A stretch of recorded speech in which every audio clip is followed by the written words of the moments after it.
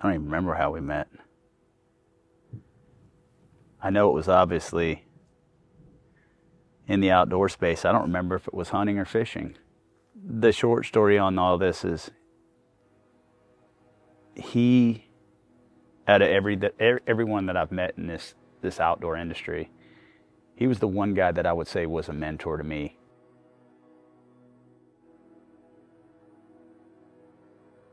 He was a guy that made me feel young and really made me realize, stick to your plan. And truthfully, I don't know what the plan is, but every day I get up chasing that dream of some epic encounter, whether it be in the ocean or in the woods. And the one thing, when we fished together, that was the one time we actually filmed and fished together, he made me kind of stop and smell the roses and not chase my tail as much. He essentially grounded me in the sense that, you know what you're doing, just do it. And we went out there, out of Ponce Inlet, and we set out to catch a red snapper on fly. And right out of the gate, you would have thought it was something we scripted, because it worked out perfectly. I pulled up, chummed up some fish, and we actually had the fish eat the fly. And the fly consisted of nothing more than, it looked like a cotton ball that was gray, and he put some little red on it to emulate a piece of cut bait, which was simple but brilliant. He's already hooked up.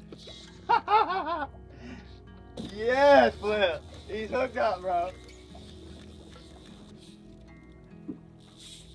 Unreal. Right in the mouth. Oh, man. I have got to. Get in here. You caught him. True red snapper. We have a video that I would say, half accomplished, because Flip and Flip nature, as simple as he did things, it was so complex because he wanted this to be like a show quality video. And you know, me being rough around the edges, I thought the edit was great, but it didn't have all the components. He wanted multiple fish caught, and we unfortunately ran into a bunch of sharks right after we landed the first fish. And you'll see me fighting fish, and they weren't snappers, they were the sharks. I don't know, I caught 2 or 3 of them before I finally bailed out on that spot. And I'll never forget him telling me, we should just deal with the sharks. And I spent the rest of the afternoon running around to multiple spots that are just inundated with red snapper, but we couldn't get the fish up, and never caught another fish. And unfortunately, won't get the chance to finish this video. So I'm gonna take all we got from that day and try to compile it into a lifetime of memories that unfortunately were cut short. Man, it's ringing true. He told me, you know, patience, slow down, you know, everything you're after is gonna come if you just do what you know and don't get consumed with what everyone else is doing. And that's the thing that I admired the most about him, is as cantankerous as he could be at times in proving his point, somehow or another I was able to get my point across. Right here where we're standing, it's been a few years ago, but he'd come out with a bunch of buddies, and they were like shooting pine cones and just stuff across the range.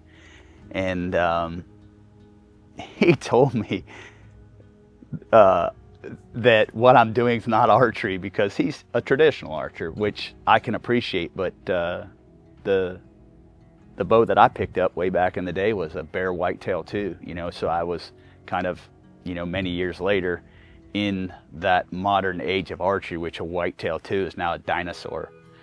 And I have a mule deer that sits out at 60 yards from the range, and I want to say, if I'm correct, it's about 90 yards from the front of the shop. I'd heard enough. I knock an arrow and I send an arrow 90 yards across the field at that mule deer. And his response to it was, wow, that thing's fast. Not the fact that I just nearly shot a football field and put it, you know, right in the vitals. He was more impressed at the speed of the bow. And I missed it, you know, again, he was right here next door to us. So he would just pop in. I've got a photograph of myself, a couple good buddies, and my buddy's first Osceola that we had shot that morning. And it was in the morning, and we were again texting back and forth. And I told him my buddy had shot that turkey, and he's like, that's grounds to celebrate or something along those lines. And I'll be damned, we're sitting here taking pictures of the bird, and here comes Flip in his buggy. He just come out of Formpton there, and it's way before noon, and we're in the frigate reserve and drinking rum. And my buddy that was with me is from South Carolina, and he's a huge fan of Flip. And man, I just remember seeing him sitting right behind the camera, just ear to ear grin that he has not only shot his first solid Osceola, sitting there in conversation with the freaking goat. I mean, there's a lot of guys that tried, but you know, for me, coming up in this industry and kind of cutting my groove, he's the guy that in my eyes has the most tenure, that span the hunting and fishing like I do. And you know, he is the closest thing to a mentor I've ever had. And it's unfortunate that he's gone, but in my eyes, you know, he's the first and the last guy that's ever been on rare breed with a fly rod. I mean, it's passion. It comes down to it. When you've done everything, you find a slower, more methodical, more, I'm going to use the word true, way of doing things. And that's who he was. And my takeaway from all this is, you know, I'm going to have only so many revolutions around the sun. And, you know, from this day forward, all those little moments that I seem to fast forward through, I'm going to do my best to not pause them, but maybe slow-mo or really take in what I've learned from him. And that's just to slow down.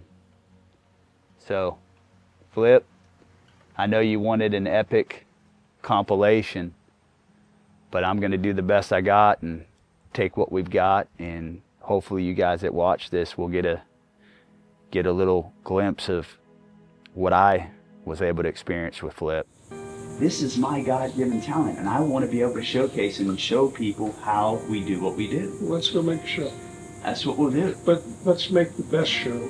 This is why we are together, because I want to learn from a guy that has freaking done it. I don't want to listen to all the noise. Well, let's go. Let's go do it. Let's go do it.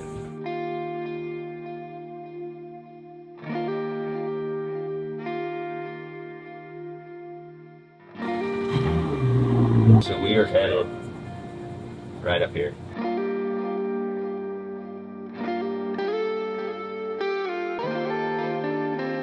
We picked the right day, buddy.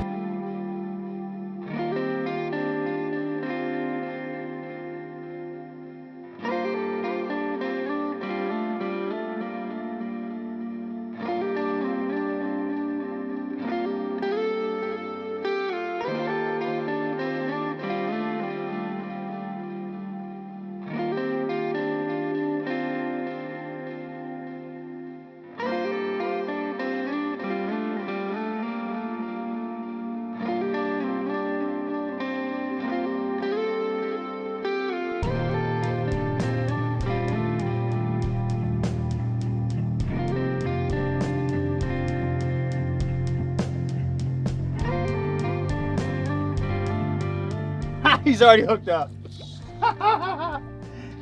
Yes, Flip. He's hooked up, bro.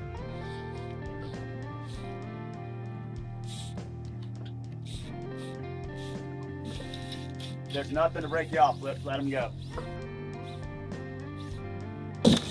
Wow.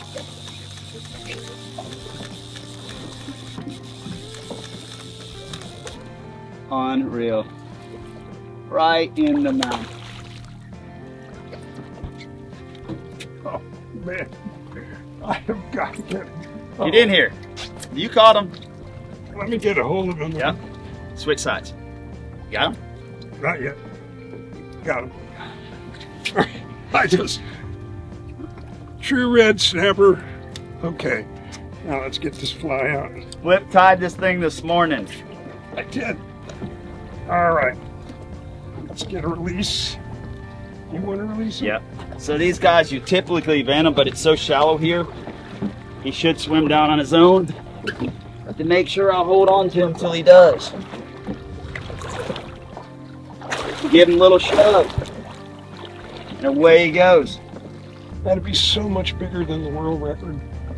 You've seen them. There's 20. Oh, they're there. Yeah. Yeah, there's big ones down here. That guy was the one to break the ice with, because he was little.